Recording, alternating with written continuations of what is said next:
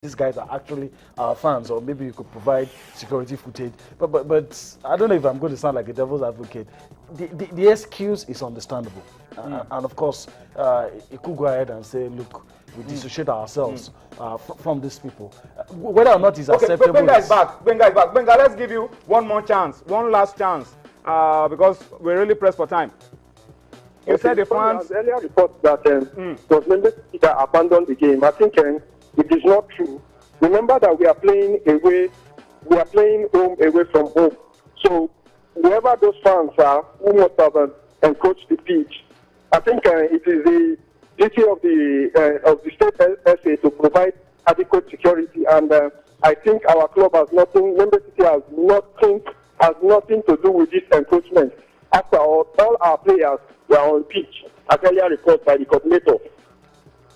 But you are giving us a report from a match coordinator that was there, not that you were there yourself. But let's take that account and see how far that will go with the league management company. We will also try to reach the Rivers State FA maybe tomorrow. Rivers State FA that's in charge of that stadium. Is it the host FA, the state FA, Port Harcourt, Omoku. It's quite Omoku, because they should, the FA. It should be Bayelsa FA, because the team is a Bayelsa team. But you are playing in Port Harcourt. But that's the confusing thing now. Yeah. Who is responsible? Is it the For Rivers FA or the Bayelsa FA? Because the team sort of clarity. That's the clarity there. The team is a Bayelsa team. The team is based in Bayelsa, not based in Rivers. So, Benga, if you are still on the line, who usually is responsible for security at your home games? Bayelsa FA or Rivers FA? Yeah, it is the Bayelsa FA that are responsible for the security on match days. Even when you are playing away from Bayelsa? Yes, it is the Bayelsa State FA that are responsible. So you are laying the blame now on the Bayelsa FA for not providing adequate security when those fans encroached onto the pitch?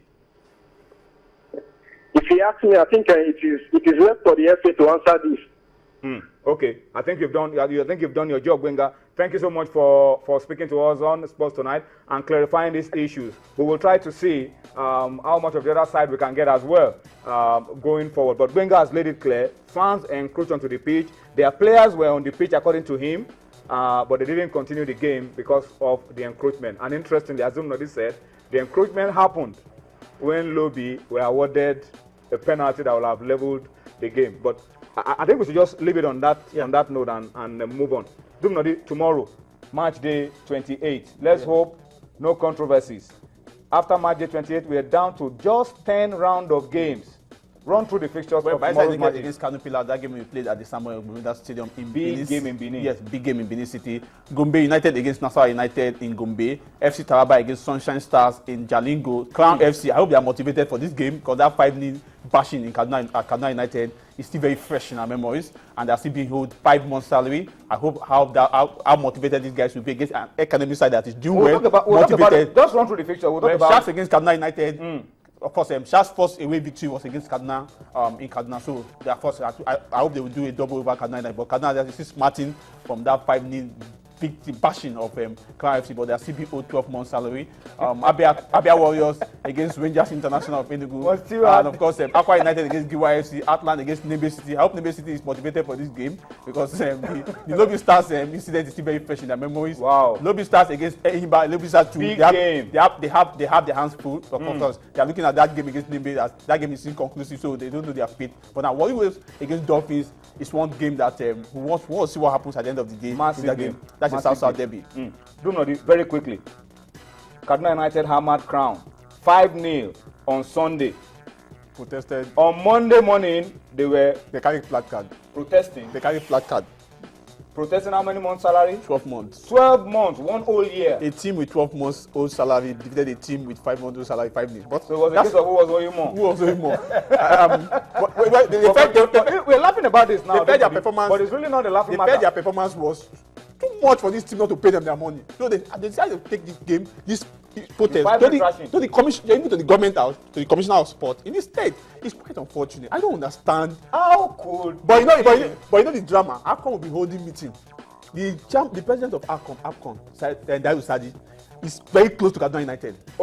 That's the mistake I'm having with people who come to say players are being and they will protest. Hold your thoughts. Deal with your club. Hold your thoughts a little bit. Let's emphasize it once again. APFON is the Association of Professional Footballers of Nigeria. Those fighting for players' rights. Those fighting for the right of players. And the president of that APFON is Dairu Sadi. It's close to Kaduna United. Is he a former technical director or is he? I'll find out. Is it still an official of Kaduna United? But at my last count, last season, is the technical director of Kaduna United. Last season it was there. Yes. But this season is not there. So even if it's not there, it's close to Kaduna United. yeah, even if it's not He's a there. Kaduna person. He's close. Of course, you know where he started his football in Kaduna State, so he's close to Kaduna United. But it's quite unfortunate that clubs, I guess, where you close to, you cannot sort out the matter. You go elsewhere. Anyway, it doesn't take away. That you to fight the case it doesn't take of away the other fact that it is a genuine cause. It's a genuine cause, but at the same send them time, home. look at what is going on in your state and try to do something about it. 12 months is a long, long time. I'm even looking beyond that point. I'm also looking at the league management company now. A club is owing players 12 months. But the dilemma something should be done about it. The dilemma is, I want these players to be paid, but if I was a state, the question I would ask is, okay, I want to pay you guys. What am I getting in return? What is my reason for being in this When you were league? giving the guarantee at the beginning of the season, you didn't give the league management company. When the league management company said, give us a guarantee of so amount of money, it was to sort out issues like this. And that's the problem. That's why I always say that we are fighting the symptoms. We're not fighting the disease. All of these things are wrong in the first place. Because if I agree to foot bills, if I agree to pay players, I mean, there should be something in it for me. And I agree to pay these players, and at the end of the day, I begin to renege on the promise. Then if you're not going to be making anything from it, then hands off.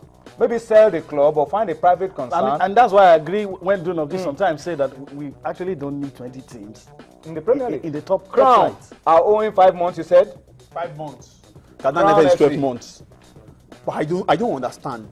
I don't just understand, because when you go across to the league management company, they will tell you they don't have any evidence, no protest, no petition, a protest that is, you carry the placard. What do you need again?